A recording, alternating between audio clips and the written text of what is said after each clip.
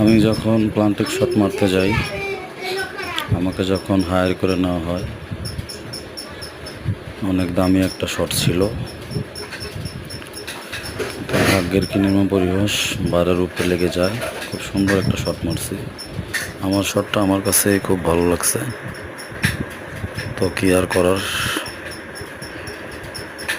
শটটা ভাগ্যক্রমে মিস,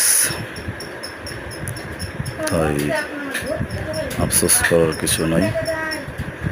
এই যে শটটা মারলাম, কি সুন্দরভাবে দেখেন বারের উপরে বলটা লেগে যায়। কপালটা খারাপ। ও, একটু নিচে যদি লাগতো তাহলে আবার ঠিক আছিল।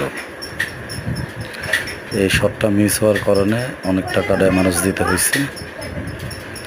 তো সবাই দোয়া করবেন যাতে পরবর্তীতে আমি ঠিক করে শট মারতে পারি। সবাইকে অনেক অনেক ধন্যবাদ ভিডিও দেখার জন্য এবং পাশে থাকার জন্য।